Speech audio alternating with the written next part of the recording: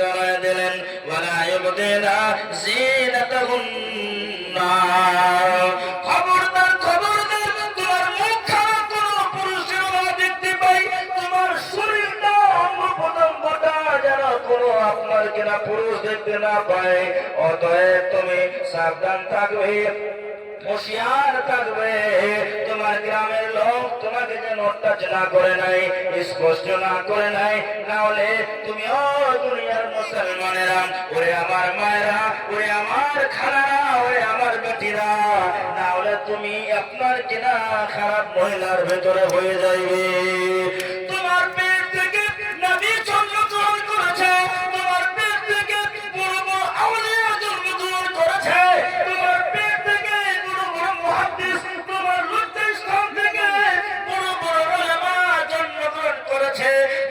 তুমি যদি তোমার লজ্জাস্থান খানা ওই লজ্জাদেরকে বিক্রি করে দাও, ওই লজ্জাস্থান খানা গুন্ডাদের হাতে দিয়ে দাও, হেফাজত না করো, তাহলে তোমার পেট থেকে আলেম উলামা তৈরি হয়ে যাবে না, পয়দা হবে না, সৃষ্টি হইবে না। কেননা ওই লজ্জা শরম গা দিয়ে বদমাস বেলজ্জা আপনার কিনা বেশ্যা নারীর পেট থেকে আলেম তৈরি আল্লাহ করবেন না, নবী তৈরি করবেন না। অতএব ওরে আমার মা রে, বেটি রে, ওরে আমার বোন রে, ওরে আমার খালা রে, ওরে আমার ভাবেরা রে, খবরদার খবরদার, তুমি দেওরের সঙ্গে ফেসে যেও না, দেওরের সঙ্গে মিঠা মিঠা কথা বলিও না। আমার নবী, আপনার নবী, সারা বিশ্বের নেতা জনাবে মুহাম্মদ রাসূলুল্লাহ সাল্লাল্লাহু আলাইহি ওয়াসাল্লাম তিনি জানায় দিলেন, ও तमाम পৃথিবীর মহিলারা, ভারতের মহিলারা, বাংলাদেশের মহিলারা, তোমরা শোনো, তোমরা দেওরকে দেখে ওই মতো ভয় করো যেই মতো মওতকে দেখে তোমরা ভয় করো। একটা মানুষের কাছে যদি মওত এসে দাঁড়িয়ে যায়, একটা মানুষের সামনে যদি, একটা মায়ের সামনে যদি আজরাইল এসে দাঁড়িয়ে যায়, মালাকুল মওত এসে দাঁড়িয়ে যায়, ওই মানুষটার হুঁশ খাড়া হারিয়ে যায়, আর মানুষ কথা বলতে পারে না, তার দিমাগ কাম করে না, বুদ্ধি কাম করে না, মস্তিষ্ক কাম করতেছে না, তার পা লড়ে না, তার মুখ দিয়ে সিন সিন সিন সিন করে কথা বের হয় না। ওই মহিলাটা ওই মালাকুল মওত আজরাইলকে দেখে ডরে ভীতু হয়ে যায়, ভীতু সন্ত্রস্ত হয়ে যায়, আর কেঁপে যায়, আর মনে মনে বলে, আর দুনিয়ার মুখ আমি দেখতে পারবো না, বরং আমাকে এখান থেকে মরে যেতে হবে, নীরব নগরে চলে যেতে হবে। আমার কাছে মালাকুল মওত এসে দাঁড়িয়ে গিয়েছে। আমার নবী, আপনার নবী, বিশ্বনবী জনাবে মুহাম্মদ রাসূলুল্লাহ সাল্লাল্লাহু আলাইহি ওয়াসাল্লাম তিনি জানায় দিলেন, যেমন করে তুমি মওতকে দেখে ভয় করো, ও হামরের গ্রামের মায়েরা, ও আমার খালারা, বেটিরা, মওতকে দেখে যেরকম তুমি ভয় করো, ওই রকম ভয় তোমার দেওরের সঙ্গে করো, দেওরকে দেখে ওরকম তুমি ভয় করবে। খবরদার দেওরের সঙ্গে তুমি মজা করবে না, ঠাট্টা হাসি মজা করবে না, দেওরের সঙ্গে দাঁত মেল করে করে হাসবে না, দেওরের সঙ্গে মুখ খুলে খুলে হাসবে না। খবরদার খবরদার, না হলে তোমার দেওর তোমাকে এমন লালচ দেবে, তোমাকে আপনার কিনা জালে ফাঁসায় দেবে, এবং তোমাকে নোংরা করে দেবে, তোমার সিলমোহর সব খুলে দেবে, এবং তোমাকে বেশ্যা মহিলার ভিতরে অন্তর্ভুক্ত করে দেবে। এর জন্য আমার নবী, এর জন্য আমার আল্লাহ সুবহানাহু ওয়া তাআলা জানায় দিলেন, ও तमाम পৃথিবীর মুসলমানেরা, ও আমার বেটিরা, খালারা, মায়েরা, বোনেরা, তোমার লজ্জাস্থানের তোমরা হেফাজত করবে। তুমি এটা মনে করবে যেন আমার শরীরে আমার পুরুষ বাদ দিয়ে কাউরে হাত না পড়ে, কাউরে যেন কেউ যেন আমাকে না ছুঁয়ে নাই, কেউ যেন আমাকে না টাচ করে, নন টাচ মি, কেউ যেন আমাকে টাচ না করে, স্পর্শ না করে। বন্ধুগণ, ওই আমার মায়েরা, মারিয়াম আলাইহিস সালাতু ওয়াস সালাম, তোমাদের মতো একজন মা, তোমাদের মতো একজন মহিলা, তোমাদের যেই রকম দুইখানা হাত, ওই রকম হযরতে মারিয়াম আলাইহিস সালাতু ওয়াস সালামের দুইখানা হাত ছিল। তোমাদের যেই মতো দাঁত রয়েছে, তোমাদের যেই মতো মুখ, তোমাদের যেই মতো চোখ, তোমাদের যেই মতো দুইখানা পা রয়েছে, তোমাদের যেই মতো শরীর রয়েছে, ওই মতো একজন মহিলা, তার নাম হলো হযরতে মারিয়াম আলাইহাস সালাতু ওয়াস সালাম। মারিয়াম আলাইহাস সালাতু ওয়াস সালাম একদিন গোসল করছেন। বন্ধুগণ, হাজ থেকে ফারিগ হয়ে গিয়েছে। তার আপনার কিনা মহামারী হয়েছিল।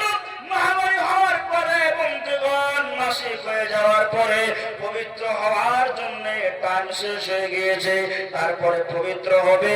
এবারে আপনাদের মতন মা হযরতে মারিয়াম আলাইহাস সালাতু ওয়াস সালাম এবারে গেলেন আপনার কিনা গোসলখানার ভিতরে স্নান করতে, আপনার কিনা গোসল করার জন্য। ওখানে গোসল করে আছে, নিজের কাপড়গুলোকে খুলে দিয়েছে, সব খুলে দিয়েছে। ইতিমধ্যে একজন ফেরেশতা এসে হাজির হয়ে গিয়েছে, দুয়ায় দাঁড়িয়ে আছে। তখন মারিয়াম আলাইহাস সালাতু ওয়াস সালাম ওই ফেরেশতাকে দেখতে পেয়েছে। মারিয়াম বলে, তুমি আমার সামনে কেন আসলে? আমি তো এখন স্নান করতে এসেছি, আমি তো এখন গোসল করতে এসেছি। ও বান্দা, তুমি কে? তুমি কেন আমার সামনে এসে দাঁড়িয়ে গেলে? মারিয়াম আলাইহাস সালাতু ওয়াস সালামকে ওই বান্দা মানে আল্লাহর ফেরেশতা বলল, আমি কোন মানুষ নই, আমি কোন জিন নই, আমি কোন ভূত নই, আমি কোন পরী নই, আমি একমাত্র আল্লাহর মালায়েকা, আমি একমাত্র আল্লাহর ফেরেশতা, আমি একমাত্র আল্লাহর হুকুমে আদেশে তোমার সামনে এসে দাঁড়িয়েছি। বলে, কেন আল্লাহর হুকুমে তুমি কেন এসেছো? ওই আল্লাহর ফেরেশতা বলল, ও মারিয়াম, তোমার পেটে এমন একটা সন্তান জন্ম হয়ে যাবে।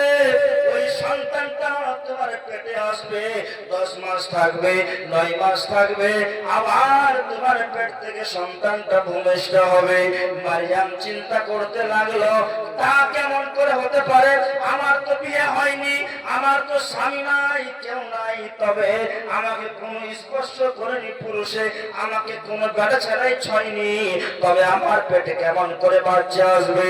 তখন ওই আল্লাহর মালায়েকা বলল, এটা আল্লাহর পক্ষ থেকে হুকুম হয়েছে, আল্লাহ যা করেন তাই হয়ে যান, কোন ফায়াকুনের দ্বারাতে হয়ে যান।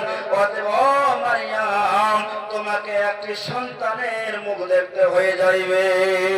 যেমন এই কথা বলা হযরতে মারিয়াম আলাইহাস সালাতু ওয়াস সালাম তিনি বলতেছিলেন, ও দেখো আমার পেটে কেমনে বাচ্চা আসবে। ও আপনার কিনা সূরা মারিয়ামে আল্লাহ সুবহানাহু ওয়া তাআলা এর ব্যাপারে ঘোষণা করে জানায় দিয়েছেন। মারিয়াম তিনি বলতেছেন, লাম ইয়ামসাসনি বাশারাম ওয়ালাম আকু বাগিয়া, আমাকে কোনো মানুষ টাচ করেনি, নন টাচ মি, আমাকে কেউ ছয়নি, আমাকে কেউ টাচ করেনি। আর আমি তো বাগী নয়, আমি তো জানিয়া নয়, আমি খারাপ মহিলা নয়, আমাকে কেউ ছয়নি, তবে আমার পেটে কেমনে এমনি বাচ্চা হয়ে যাইবে। বোরখা পরে চল, তোমরা শোনো কান করে। আল্লাহ সুবহানাহু ওয়া তাআলা জানায় দিলেন, ওয়া কুল লিল মুমিনাতি ইয়াগযুযনা মিন আবসারিহিন্না ওয়া ইয়াহফাযনা ফুরুজাহুন্না ওয়া লা ইউবদিনা যিনাতাহুন্না।